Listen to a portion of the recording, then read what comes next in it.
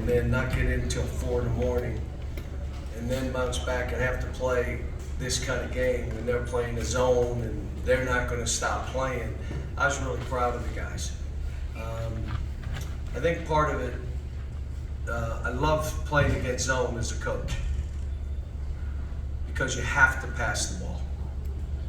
You have no choice. You may not want to, but you have to pass the ball. And they pass to each other. 26 assists, making threes, Trey in the middle. And they stuck with it. They didn't care.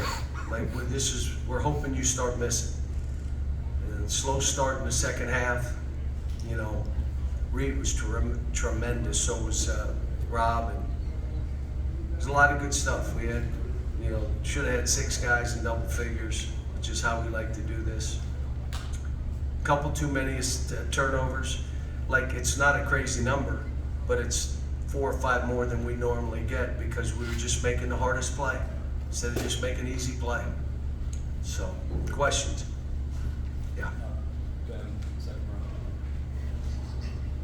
Cal, how beneficial is it to have somebody like Trey that if somebody's going 2-3 zone on you, you can just put him right in the middle and know that he's going to be able to start those hockey assists or get an assist of his own? Yeah, that's we found that out in Toronto. Like when they went zone, it was like bang, bang, bang, basket. And he feels really comfortable in there. So what will happen is it's going to open up behind him because if you do play a 2-3, you're not going to back away from him. You're going to push all the way up. Or you're going to push one of your guards way back, which gives the way Reed shot it, Rob shot it, DJ shot it. They all made shots from that.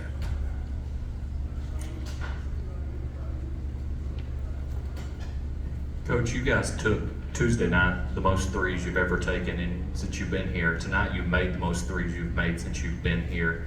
Just what is Probably because I've got a good shooting team.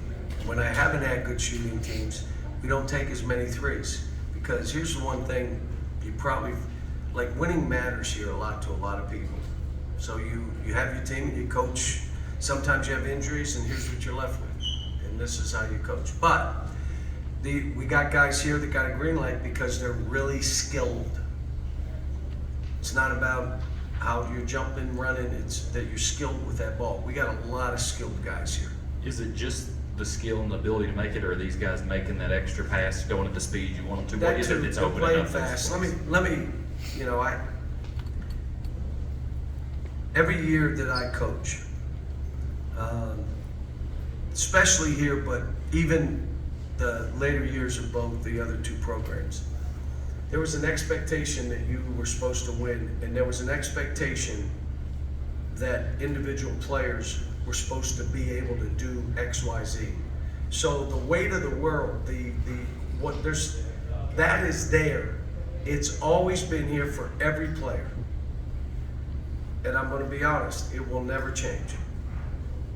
There's an expectation. Some guys will play like they have house money.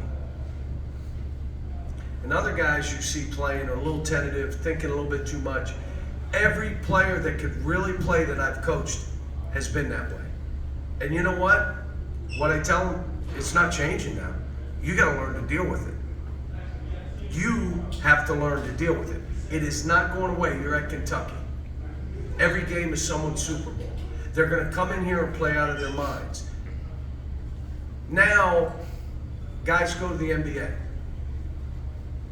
And they say, well, this guy could have been drafted. Yeah, they all, when they redraft, my guy should have been drafted lower.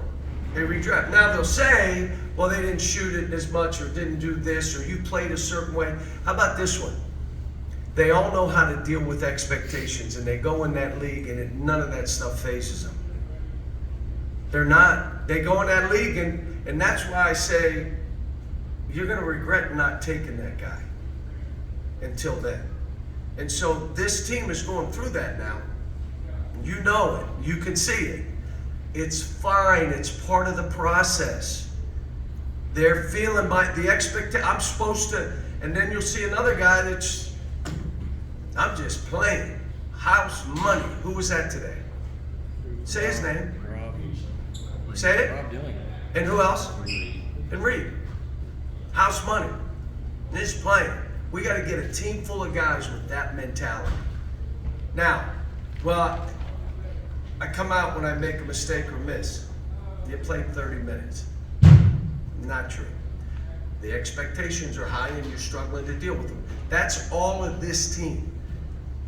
Now, Rob and Reed start playing really well. We're all going to expect them to play that way, and they're going to have to deal with it. That's what's great about Kentucky. The guys that fight through that end up going and they succeed. Now, they were talented or they wouldn't be there, but all this other stuff, well, they were this and they were. That's why I laugh when a guy like Kaysen, you knew what Kaysen was. You saw him here.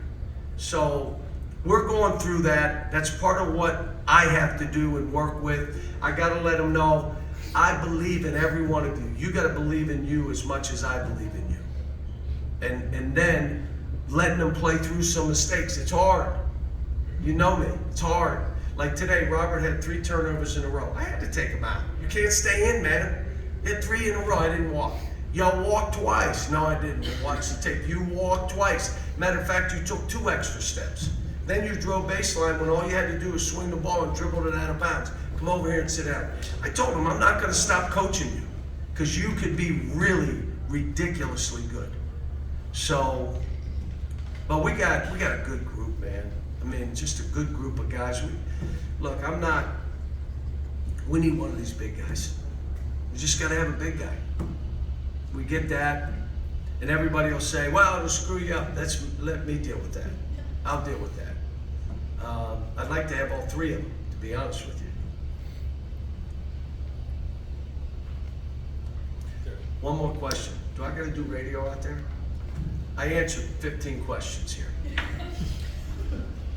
You were talking about the expectations and the weight of it all. Can you sense it all with DJ? Any of the, I'm DeJuan's kid, I'm Milt's grandkid. He's had it on him. He's had it on him his whole life. Each of them NBA players. He's coming in. He's number 1 player, number 4 player, whatever it is. But Justin and that every guy that I've had like that, if they learn to deal with it and not push it, own your performance. Own it. I didn't do it. You played 30 minutes. So don't say about me. You played 30 minutes. Own your performance and then learn to deal with this stuff. I keep telling all these guys, if you talk more, and this again, I'm talking mind stuff so you guys won't understand what I'm saying, but when your mind, you can't do 3 things at one time. So if you're talking on defense, it can't think about how bad you're shooting the ball. Can't do.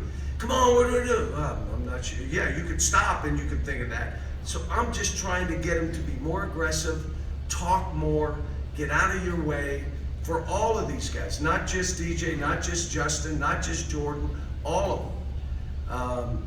But that's part of coaching and coaching here.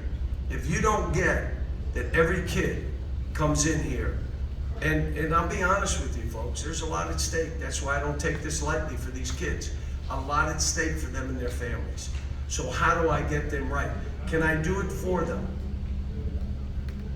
I can't do it for them. I can put them in situations, I can teach and do, and then you put them on the stage, they gotta go. They gotta be that star. They gotta come out and really do their thing. And let me say this. That's what's crazy about where this team is right now. Like, today I thought DJ played better, but all of a sudden Robin Reed played so well, Justin did some good things. He's still not where he's gonna be. I'm trying to do some different things to get him going. But I'm telling you, I'm loving coaching these guys. I walk in the gym every day. I know they want to be coached. If you ever were able to watch a practice, which none of you will, but if you were ever, you would know that they want to be coached. Look at these guys. And it's not me screaming, yelling, throwing balls, kicking. It's that you're doing coaching and you can see they're locked in. So, hey, let me just say this. They played well.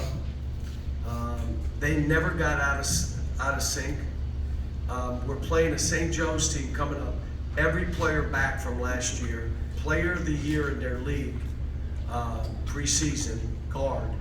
They shoot 35 threes a game. If they make 20, you lose. But they're taking 35. It ain't like they're taking 21.